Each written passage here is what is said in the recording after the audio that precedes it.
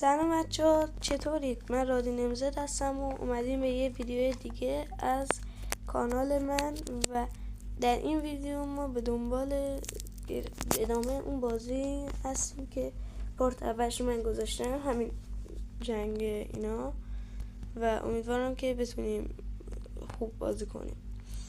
اون موقعی که شما ویدیو تمام شده بود وسط رام بود و ما با سوئد تونستیم یه اتحادی رو برقرار کنیم که سوئد خوش میدونست بعد با ما اتحاد برقرار میکرد. حالا ما مثلا نیاز داشتیم به یه خورده چرم که به اسپانیا بفروشیم و الان هم همچین کاری میخوایم انجام بدیم. حالا روسیه هم گفته بیایم با هم متحد بشیم، با اسپانیا هم دوست شده که اسپانیا اگه با ما دوست بشه خیلی خوبه. اما فکر نکنم دشمنی داشته باشیم حالا، ولی خب اگه دشمن داریم سعی میکنیم باشون متحد بشیم، باشون دوست باشیم، صلح کنیم. و ما 39,000 تا ازش 3,900 تا من فکرم چرمه خب کنسل کردن، کار نداریم. اینجا میایم 2 دونه تانک درخواست میدیم ساخته شه. 6,000 تا پول نیاز داریم. صلح کردم با هم، اوکی. یعنی همه چی داره تو روالش پیش میره، کاملا عادیه. کشور با هم میجنگن، فقط تنها چیزی که اتفاق افتاده اینه که ما متحده بیشتری پیدا کردیم و در عرض 3 راند دیگه کل اروپا رو میخوایم بگیریم. سوئد و منظورم سوئیس رو بگیریم و ایتالیا رو کلا فتح کنیم. یه کشور بزرگی دستمون میاد که همونم بدک نیست. بله دیدین کجا اعتراض کردن؟ در لهستان اعتراض کردن که منطقه‌ای نداشت که بیچاره بخواد آزاد بشه، یعنی منطقه‌ای در دستش نداشت بخواد آزاد شه. واقعا چه بیچاره‌ای بود. حالا رانده بعدی درست میشه، ما اینو درست میکنیم میذاریم لول 3. و بچه های 1 دقیقه من یه مشکلی رو حل کنم، الان میام. سلام، من مشکل رو حل کردم و اومدیم از همون دقیقه همون نقطه اسپانیا هم که سوئد رو به استعمار خودش گرفت و به مستعمره خودش کرد و الان هم که یه اعتراض تو عربستان شد و ویتنام و داخل اون من نمیدونم واقعا چیه. خب الان درآمد ما اومده پایین، میریم اینجا 1800 تا ما خرج داریم، درست؟ ما پول بیشتری در میاریم، مثلا مشکلی نیست. ما 3000 در میاریم، یه دونه بره بالا ما که فرق نداره. میریم به اسپانیا، دوست نداره با ما دوست بشه، ما میریم باش دشمن میشیم. مثلا چه کاری که کار نداریم با اون موضوعاتش. خب سوئیس هیچی نداره واسه دفاع، در علیه سوئیس حمله میکنیم به سوئیس. چند تا حمله داریم؟ 2 تا. خب فعلا سوئیس رو فتح کنیم، خودش خیلی. 2 تانک، 3 تانک داریم یا 2 نمیدونم. آره 2 تانک داریم. 2 تانک رو میزنیم جلو، نگاه کنید چی کارشون میکنه. تانک ها الان میزنن تیکه تیکه میکنن سوئیسی ها رو. قشنگ سوئیس رو فتح کردیم، سوئیس بیچاره کردیم و حمله به اینا. درسته دوست داشتن متحد ما باشن، اما الان دشمن ما و این جزیره هم همه رو ازشون میگیریم. دشمنن اینا، همشون دشمنن. ایتالیایی ها همشون رو ما میکشیم.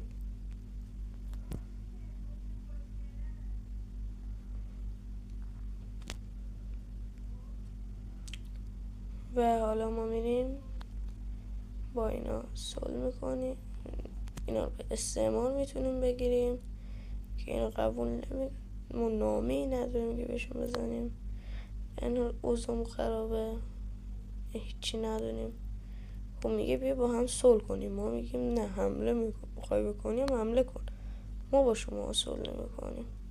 ایران هم که شورش کردم باز. خب اینا میگن صلح کنیم، منم میگم خب من صلح نمیکنم. حمله میکنیم، بعد اینکه اینجا رو فتح کردیم صلح میکنیم. نه خودمون منطقه از دست میدیم، نه اتریش منطقه از اینا رو میگیره، نه اینا کامل فتح میشه. واقعا با توپ خیلی بازی راحت تر میشه. تنها کاری که شما در این بازی میتونید انجام بدین برای بردن همینه. حالا اینا مثلا شدن 2 منطقه‌ای، بله، به استعمار گرفتیمشون و ایتالیا،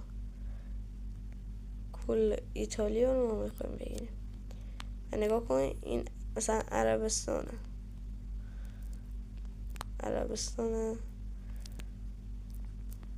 بعد الان ما میایم این بخش تانک‌ها رو ارتقا میدیم و یه مرحله مونده که تمام شد، لول آخر و تمام دیگه میتونیم حمله کنیم و همه جا رو بگیریم.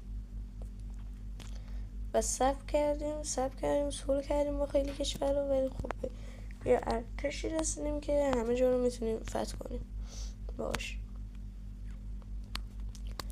از اونجایی که اگه شما خوب اطلاعات داشته باشین، مراکش جزو اسپانیا بود، ما حمله میکنیم مراکش جزو از فرانسه میکنیم. بینوی جنگ راحت تونستیم، نمیدونم چرا انقدر ضعیفن. الجزایر نزدیکش هم نقطه جنگی بعدی ما، نقطه که ما بیشتر به اونو حمله میکنیم، جنگ رو در منطقه اونو را بندازیم و بعد فتح اونا راحت میره. ولی خودتون هم دیدید که گذاشتم حالت خیلی سخت و واقعا عجیبه انقدر ساده باشه با یه دونه توپ بتونین نصف ارتششون رو بزنین. مثلا روسیه الان اتریش این کشور استعمارمون کمکه، ولی خب مراکش نیرو نداره اصلا. و هدف ما گرفتن ایتالیا هست، ولی خب ایتالیا رو ما تا بگیریم آفریقا رو فتح میکنیم، کار راحتی در بشه. مثلا روسیه نداشتیم نیروی ما هم بمیره، اصلا ما اول کار تموم کرد. خب ما یک کشور قدرتمند، ما مگه الان با الجزایر نجنگیدیم؟ عجیبه. الان من به منطقه اینا حمله کردم گرفتم، ولی خب جنگ وارد نشد، من با اینا نجنگیدم. الان تنها ترس من اینه که اسپانیا بیاد با ما بجنگه. اسپانیا که بخواد بیاد با ما بجنگه اصلا نصف مناطق میرن. اینا گفتن صلح کنیم، ما میگیم صلح نمی کنیم که هیچ فتحتون هم میکنیم. 2 کلا نیرو دارن، 2 که سمت ما میاد و تمام میشه کارشون. احتمالاً به خاطر این نه نیرو دارن و شادی مردمشون میاد پایین‌تر. اگه ما به مراکش هم کمک کنیم که بگیره تسلیم بشن و مثل مراکش ما اونا رو استعمار کنیم یا مستعمره خودمون کنیم.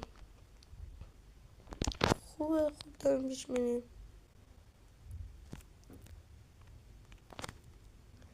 و یه دقیقه دیگه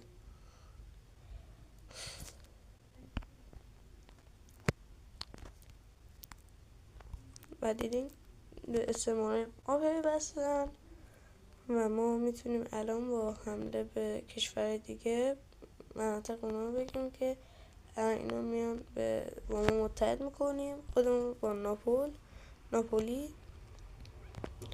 و 10,000 تا پول آرام به دست میارن که میتونیم تانک بسازیم و به استعمارمون بدیم که اصلا مناطق بگیم ما خودمون کار نکنیم. خب اون مردم اینجوری که با ما جنگن شورش کردن که مهم نیست، چرا؟ چون ما منطقه دیگه به اینا نداریم. برای همین به صورت مستقیم ما میخوایم چین رو بگیریم. چین به این بزرگی، ولی خب چین قدرتمون میرسه، زور داریم، ولی خب قبلش باید هندوستان رو داشته باشیم. اگر هندوستان رو نداشته باشیم نمیتونیم هندو بگیریم، چون مناطق زیادی بهش نداریم و باید هی دفاع کنیم هی مثلا 1 بار 2 بار 3 بار دفاع کنیم 4-5 بار و بعدش حمله کنیم. اگه بهترین چیز همین تانک‌ها، اگه تونست این بازی اگه دانلود کنین که از مارکت هم میتونید، ولی خب بهتر از گوگل پلی دانلود کنین، چون خود زیر مارکت هم نوشته که از چیز دانلود کنید بهتر، گوگل پلی. اگه پیدا کردن کلا این بازی گرفتید، میتونید راحت ترین کاری که میتونید انجام بدید اینه که فقط تانک برین سمت تانک و تا اون موقع با کسی نجنگید. ولی وگرنه میتونید ارتش مثلا قدرتمندی بسازید که میبازه. کلا ارتش که میسازید میبازه، کلا هر جنگی میبازه. یکی دوتا کشتن میدین. مثلا از تجربیات من در این بازی همینه که ارتش وقتی میسازه مرده حسابشون، فقط 2-3 منطقه میگیره تمام. مگه اینکه بذاری تا لول آخر بسازی، همه لول آخر ببری، بعد تازه زیاد باشن با یه ترکیب درست بری. مثلا نه اینکه همه از سوار باشن بفرستید، خب از سوار طول میکشه اون یکی بزنه، بعد یکی بمیره که دومی بزنه دیگه. مثلا یکی از دست میدیم. مگر اینکه مثلا اگه تو پشت اون از سوار یه تفنگدار میذاشی بهتر بود. مثلا الان که مثلا من اگر 10 تا نیرو بزنم جلوی این تانکو، قطعا بدتره، چون همین تانکو دارن نتیجه جنگ رو عوض میکنن. و اینکه ما میتونید اینجوری ببرید. وقتی اینجوری میتونید ببرید دیگه، مثلا چه باید بیاین صلح کنید اصلا با این کشور رو، راحت با ارتش تانک بعد یه جنگ برید. نه این مثلا 2 تا جنگ رو آماده کنید، نه، با ارتش مثلا کشورتون به یه جنگ رو آماده کنید، بگیرید منطقه، بعد نیروهاتون رو بفرستید یه جای دیگر رو بگیرید.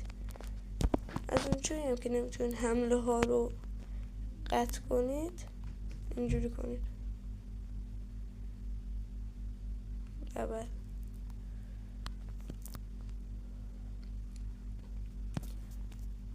داریم حمله. الان مثلا میتونیم ما یه کاری کنیم، یه دونه تانک رو میفرستیم ببینیم نتیجه چی میشه.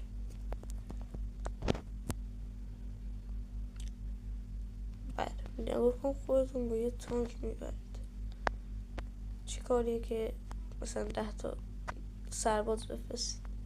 احتمالا هندوستان جزوی از ما نشه، ولی خب فتحش کنیم، یعنی استعمار ما نشه ولی خب ما فتحش کنیم، چون نمیه صلح میکنن، بعد اون همه نیرو دارن، امکانش کمه که ما بتونیم اینا رو شکست ندیم واقعا کمه، چون واقعا با همین تانکا داریم مناطق به طوری رسیده که فقط نمیتونن به یه منطقه ما حمله کنن، به یه منطقه اونا، و طولانی میشه. ما فکر کنید تا آخر مرز میبریمشون، شاید حالا اون موقع صلح کردن یا تسلیم شدن. هدفمون فقط فتح چین و ایتالیا و آفریقا. اگه ما فقط آفریقاش هم بگیریم دیگه بازی برای ما تموم شده، بردیم. که الان ما مثلا نصف آفریقا رو داریم دیگه، یه حمله کنیم به این کشور بالای 50% رو داریم. بله اونا تسلیم شدن، عجیبم بود. میایم ازشون پول که دارن ندارن منفی خوردن. 18 تا سربازمون یه دونه برشون میتونیم واقع بزنیم، همون یه دونه رو بزن. بعد بهشون هم میگیم که ما بهتون همون کامل فتح شدن، یه نیرو هم ندارم بس مبارزه. الان چین رو که ما بگیریم کل آسیا رو گرفتیم انگار، چون چین خودش خیلی منطقه زیادی داره. حالا وقتشه که ایتالیا رو کامل فتح کنیم. وقتی که ایتالیا رو بگیریم، حتی این استعماره ما هم بتونه یک سری مناطق ایتالیا رو بگیره. اسپانیا به ما اعلام جنگ داده. بله اسپانیا به ما اعلام جنگ داد، دقیقا همون چیزی که خودم دوست نداشتم اتفاق افتاد و اسپانیا به ما اعلام جنگ داد. و ما تنها کاری که میتونیم بکنیم الان اینه تمام مناطق کشتیدارشون رو بگیریم. اولین کار اینه که وقتی با یک کشور بزرگ روبرو میشین، مناطق کشتیدارشون رو بگیرید که نتونن به یه سری مناطقی که کشتی هست کلن برن. ان چین هم به ما اعلام جنگ داده. ما تنها کار این که بزنیم بکشیم. الان وقتی اسپانیا نتونه به اروپا حمله کنه، کل اروپا رو ما ازشون بگیریم، بزن یه تانک موند. شانس من خیلی خوب بود، شانسم خیلی خیلی خوب. یه منطقه داشته باشه نمیتونه کار کنه. این بود از این قسمت و پایانش.